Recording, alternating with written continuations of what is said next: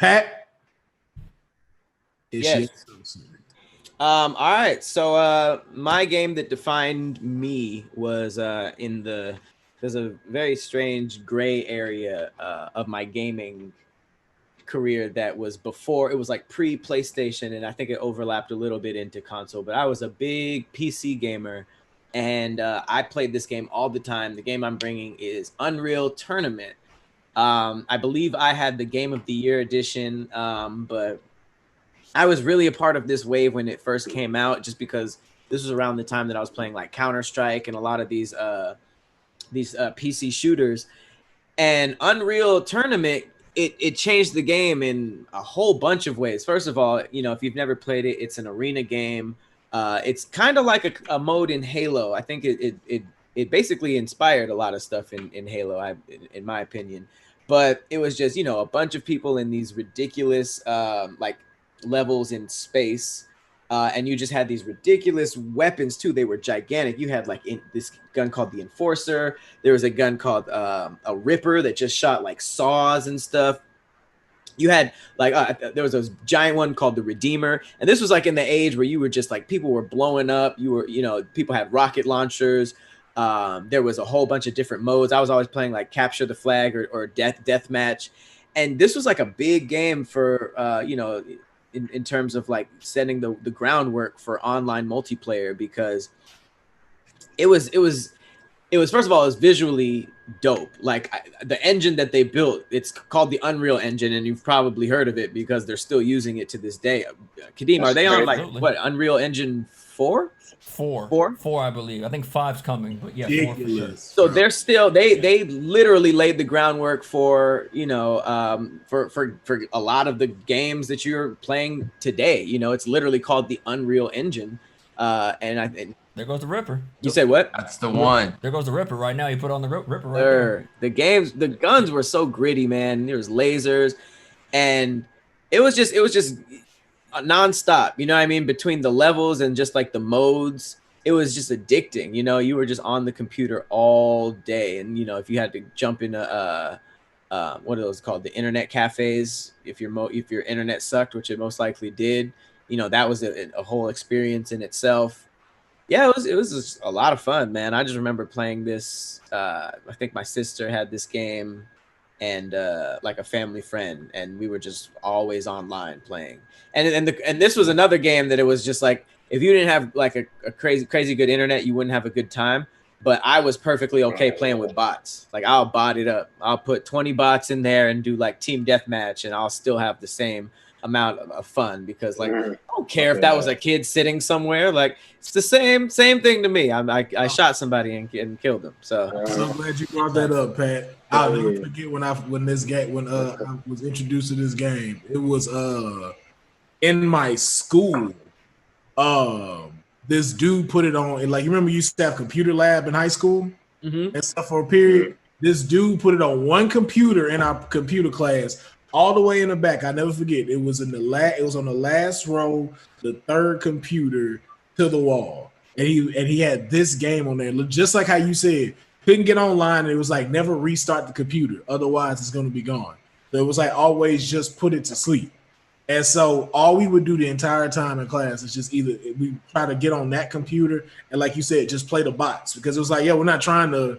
We didn't know nothing about online. We didn't know like you could play with other people, but it was like, yo, you got all these bots.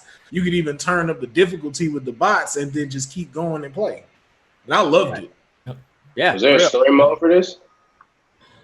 I want to say there was. And if there wasn't, there was like a reason that everybody was there. You know what I mean? They wasn't just like, I don't know if Fortnite has an actual storyline. It might not how. It might now, but it's not just like where it's like a battle royale where you just die. Like, I feel like there was a plot. Hang on. Reason for everybody being there. Gotcha.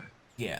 I feel like Unreal, I mean, there was the Unreal Tournament 3 that came out for the PS3 that was for sure storyline. So I'm not too sure. It says there's a war, a new Earth government was formed. Mining, the primary method of financing through the war. Mining was the primary method of financing through the war, though it was unpopular with the working class, who grew weary of the working conditions. The humans were losing the war, and riots broke out.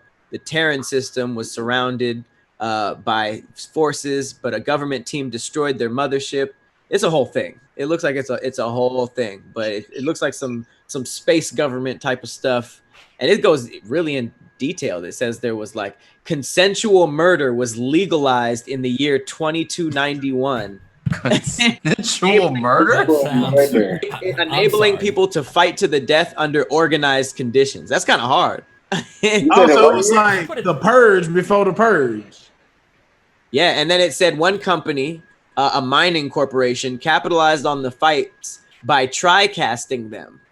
And this proved to be more popular than the combat itself, their popularity increasing with brutality. By 2341, what is now called the tournament became a professional sport for more profitable than mining.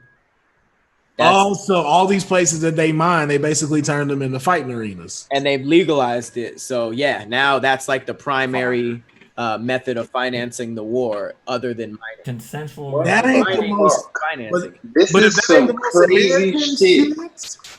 Like, think about it. Like, mining, you can't do mining no more. So it's like, yo, let's turn this into a death arena. What are they giving for the? I guess that's the currency now. I mean, I'm sure people are getting paid. I'm thinking the top people for putting all these people. It seems like they just laid out that backstory, and now they're just like, all right, niggas, now fight. But it's crazy because they made this game with a budget of $2 million, and it only took a year and a half to develop, and now it's just like the grandfather of fighting. Nuts. Bro, Unreal did that, man.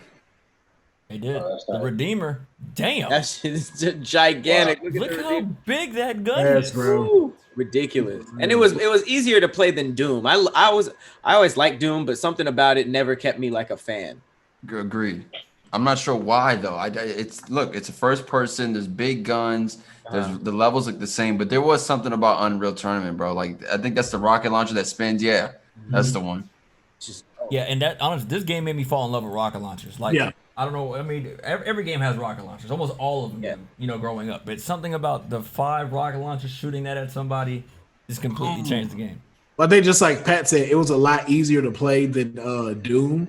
And then too, like with the bots, it really gave you this actually really made you become a fan of first-person shooters if you played it. Right. Yeah. I feel like I played this now before. You probably have, man. So, but yeah, man. Some remasters on consoles. Oh yeah, like you said, game of the year, like anniversary editions. I'm sure that they've revised and brought this back out before. So, but yeah, man. I think this was a great game. I think all of us had some great games selected.